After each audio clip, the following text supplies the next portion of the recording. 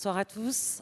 Sébastien Quentin, bonsoir. Un grand merci d'avoir accepté d'être parmi nous ce soir et de venir témoigner devant notre audience de vos enjeux en termes de transformation numérique et de vos premiers pas avec Sens. Quentin, je vous propose, si vous en êtes d'accord, qu'on commence côté Club Med, peut-être remonter un peu à la genèse et aux enjeux du Club Med en termes de protection de la donnée. La genèse de la data au Club Med, et je vais vous prendre un exemple très simple. En 1950, lors de la création du Club Med, un questionnaire de satisfaction existait déjà, était envoyé par la poste. Il y avait 250 questions et le taux de retour était de 40%. Donc on a des clients qui sont extrêmement engagés, et je vous dis ça parce qu'encore aujourd'hui c'est le cas. Bien sûr on a digitalisé, mais on a gardé un grand nombre de questions. On a à peu près 80 questions aujourd'hui encore sur nos questionnaires. Et malgré tout, on a toujours un taux de réponse de 40%. Donc la donnée au Club Med, elle est extrêmement riche. On a dans notre Google Cloud Platform 2 milliards de données, 5 millions de data points journaliers qui viennent l'enrichir ou l'augmenter. Et Club Med a toujours eu une responsabilité extrêmement forte vis-à-vis de la donnée.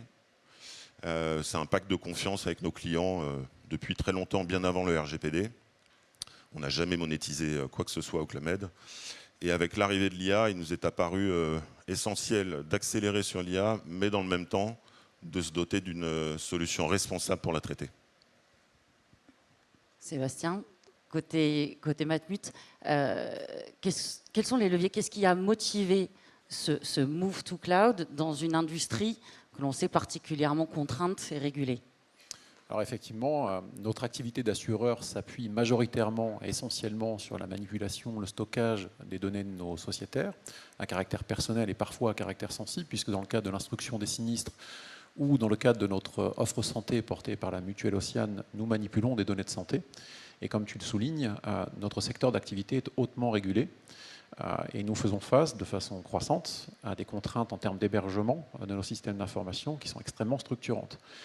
Alors ces éléments font partie intégrante de nos entrants dans la façon dont on façonne, donc on conçoit notre système d'information, que ce soit sur les briques applicatives ou les briques technologiques qui viennent au support de ces briques applicatives.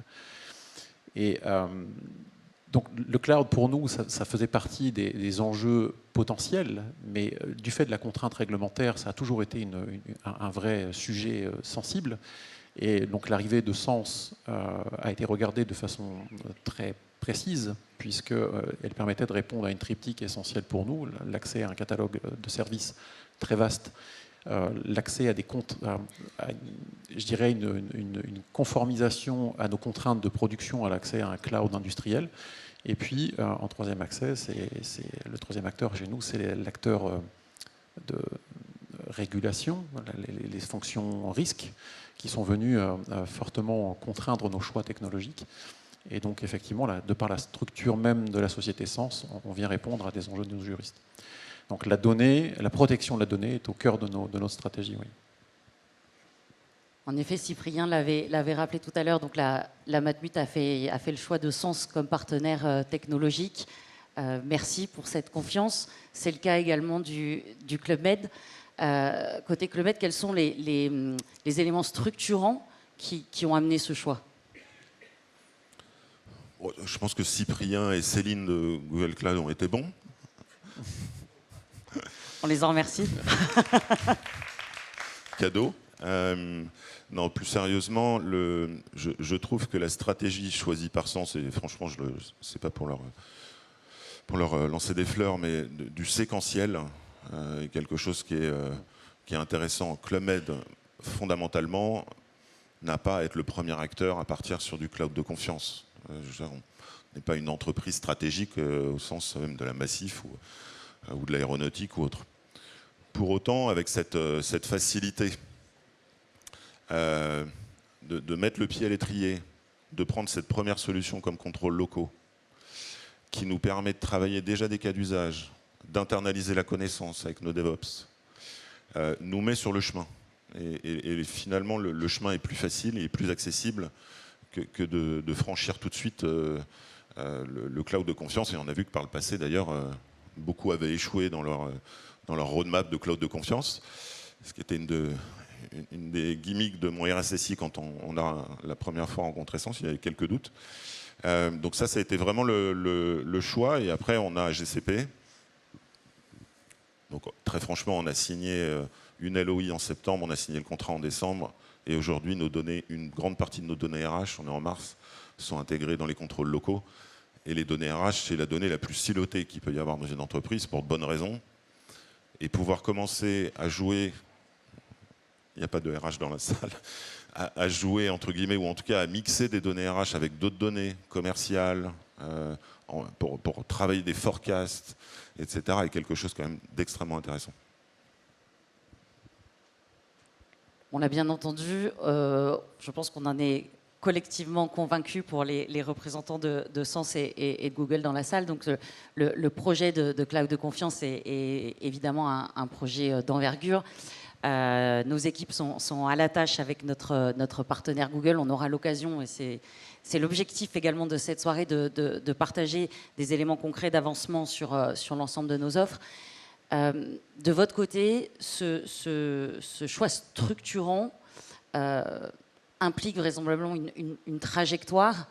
Quelle est-elle, et est-ce que vous pourriez nous partager quelques-unes de vos prochaines étapes et de vos attentes envers nous ce soir? Effectivement, alors déjà ce qui nous a amené à considérer ces offres-là, donc la Matmut, à l'instar de nombreux acteurs du secteur financier, a engagé une refonte profonde de son système d'information il y a quelques années. L'objectif était clair, répondre aux enjeux de nos métiers, ouvrir le système d'information, lui permettre de nous imprimer une trajectoire spécifique de multiproducteurs, multidistributeurs. Et puis, j'entendais Cyprien parler des pure players. Les pure players nous ont pas mal secoués, nous les acteurs historiques, sur notamment la dynamique du time to market. Donc, l'objectif était clair, pouvoir répondre à l'ensemble de ces enjeux-là. La refonte de l'écosystème data a fait bien entendu partie du chemin, puis comme je l'évoquais, c'est un élément structurant de notre système d'information.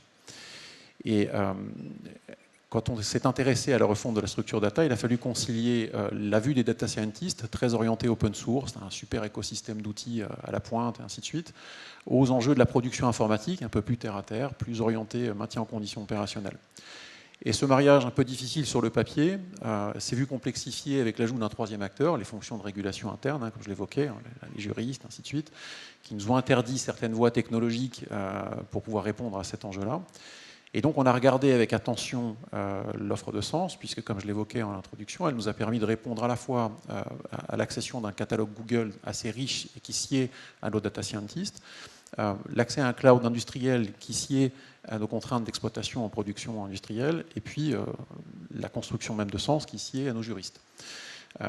Donc, fort de cette triptyque-là, on a effectivement considéré l'offre des contrôles locaux pour commencer la construction de notre écosystème data science, et on s'intéresse bien entendu à votre trajectoire cloud de confiance, puisque ça ouvrira des perspectives sur l'ouverture à l'utilisation plus vaste de données, et puis la consommation de services un peu novateurs chez nous, puisqu'on a du SaaS, du PaaS dans ce contexte-là, mais pas encore de IaaS. Voilà. C'est bien noté.